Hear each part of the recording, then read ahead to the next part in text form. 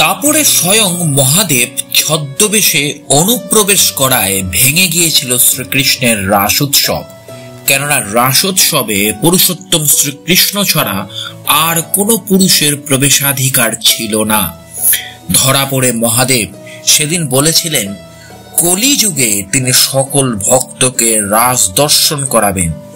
বলা হয় নবদ্বীপের অদ্বৈতাচার্যই প্রথম শান্তিপুরে রাসের সূচনা করেন এবং ভক্তরা মনে করেন তিনি মহাদেবের অংশ। বিশ্বাস দাপড়ের ভাঙা রাস কলিতে ফের শুরু করলেন অদ্বৈতাচার্য তাকে পূর্ণ করার জন্য। তাই উৎসবের পরিচিত হলো ভাঙা রাস নামে। তবে অদ্বৈতাচার্যের সৃষ্ট রাসের কোনো আড়ম্বর ছিল না। কিন্তু দীন বৈষ্ণব নির্জন কুটিরের নিকানো উঠোনে গুচ্ছ গুচ্ছ তুলসী গাছ, ভিতর থেকে ভেসে আসা ধূপের মম করা সুবাসে তুলসী মঞ্জরির গন্ধের সঙ্গে মিশে এক অনির্বচনীয় আবহ রচনা করেছে। বাইরে কার্তিকী পূর্ণিমার হিমেল জ্যোৎস্নায় চরাচর আবৃত, কুটির অভ্যন্তরে প্রদীপের মৃদু আলোয় উজ্জ্বল শ্রীকৃষ্ণের একক মূর্তি। সামনে বসে বৈষ্ণব চূড়ামণি জোর করে প্রার্থনা করে চলেছেন রাসোৎসব সৎপ্রবৃত গোপী মণ্ডল মণ্ডিত যোগেশ্বরেণ কৃষ্ণেন তৎসং মধ্যে দয়োদয়। হয়তো এভাবেই রাস উদযাপন করতেন আচার্যদেব। কিন্তু সেই নির্জনতার সাধনা কিভাবে বিশ্বজনীন সার্বজনীন উৎসবে বদলে গেল, সেই উত্তর খুঁজতে আমাদের ফিরে যেতে হবে এই কাহিনীর আশ্রয়। স্থানীয় ইতিহাস বলে অদ্বৈত পৌত্র মধুরেশ গোস্বামীর আমল থেকেই শান্তিপুরের ভাঙা রাস উৎসবের চেহারা ধারণ করে সার্বজনীন রূপে। একবার বড় গোস্বামী বাড়ি থেকে চুরি হয়ে যায় শ্রী শ্রী রাধারমণ বিগ্রহ। ততদিনে মথুরেশের দেহান্ত হয়ে গেছেন। চারিদিকে হই হই পড়ে গেল। কয়েকদিন পরেই পার্শ্ববর্তী দিগনগর গ্রামের এক দিঘি থেকে উদ্ধার হয় সেই মূর্তি। রাধারমণের এই খোয়া যাওয়ার ঘটনায় তৎকালীন গোস্বামী সমাজ খুব চিন্তায় পড়ে গেলেন। তারা ভাবলেন হয়তো একা আছেন বলেই এভাবে অন্তর্হিত হয়েছেন রাধারমণ।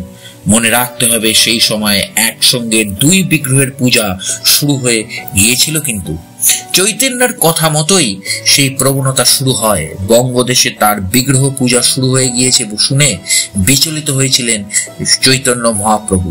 তিনি নিজে জগন্নাথ বিগ্রহের সামনে তখন নিঃশেষ সমর্পিত। তিনি চাননি দেবতাকে ছেড়ে দেব কল্পকে আশ্রয় করু মানুষ। তো কিন্তু সে কথা শুনবে কে? কৃষ্ণের পূজা তখন শুরু হয়েছে। চৈতন্যের ইচ্ছাতেই কৃষ্ণের সঙ্গে রাধার পুজো প্রচলিত হলো। নবদ্বীপে চৈতন্যকে রাধা কৃষ্ণের যুগল মূর্তি বলে মনে করা হতো।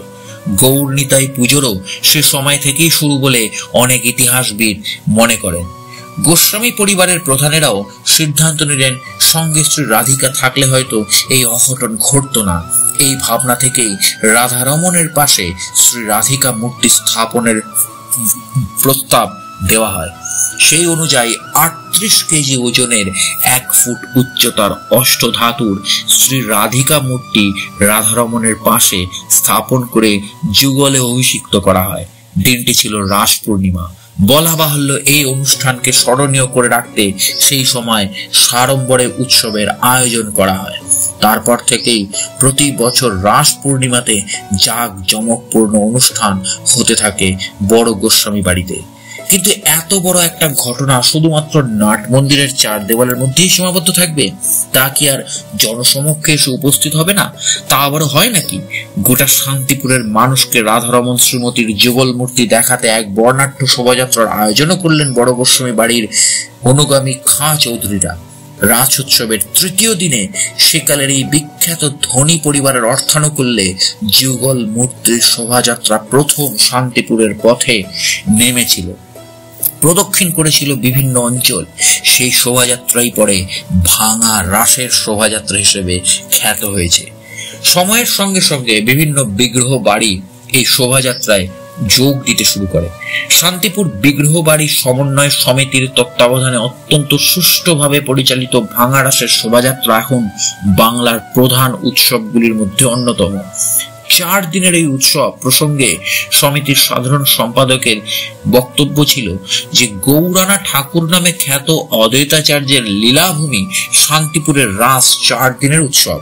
রাস পূর্ণিমার দিন উৎসবের সূচনা, পরের দিন মাঝের রাস, তৃতীয় দিন ভাঙা রাসের শোভাযাত্রা, চতুর্থ দিন কুঞ্জ ভঙ্গের মধ্যে দিয়ে শেষ হয় রাস উৎসবের। শান্তিপুরের ভাঙা রাসের কুঞ্জভঙ্গ একটি বিশেষ মাত্রা যোগ করেছে। বিগ্রহ বাড়ি সমন্বয় সমিতির প্রদ্যোৎ গোস্বামী জানিয়েছিলেন, একটা সময় সারা রাত শোভাযাত্রায় শেষে বিভিন্ন গোস্বামী বাড়ির বিগ্রহ এনে পুনরায় রাস মঞ্চে বসানো হয়। সকাল থেকে দুপুর সেখানে পালা কীর্তন চলে, তরজা গান ইত্যাদি চলে। দুপুরের পর রাসকুঞ্জ ভেঙে গোস্বামী বংশের উত্তর পুরুষেরা শুদ্ধ বস্ত্র পরে যুগল বিগ্রহকে নাচের তালে তালে দেওয়ালয়ে নিয়ে আসেন। এই অনুষ্ঠানের নাম ঠাকুর নাচ। দীর্ঘ সময় ধরে চলা এই অনুষ্ঠান দেখতে হাজার হাজার মানুষ ভিড় করেন সেখানে।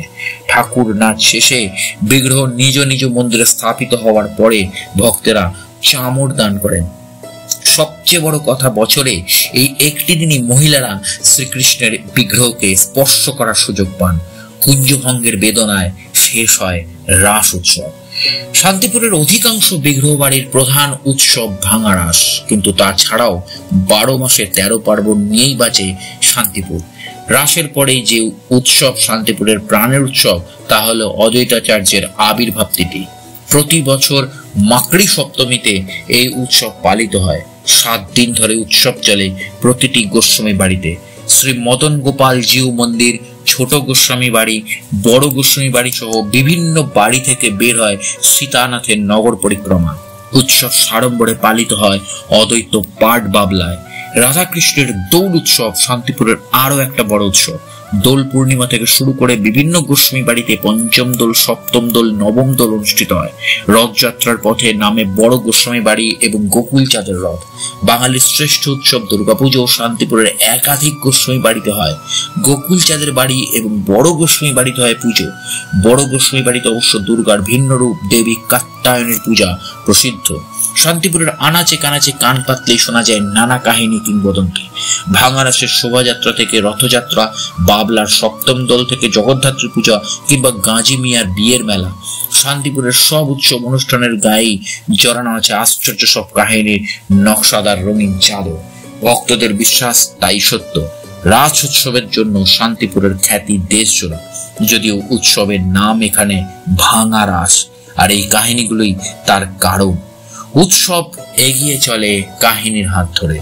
কাহিনী থেকেই উপাদান সংগ্রহ করে ইতিহাস, কখন যেন কাহিনীটাই সেই ইতিহাসের সাথে মিলেমিশে হয়ে যায় ঐতিহ্য। জুড়ে থাকুন আমার চ্যানেলের সাথে।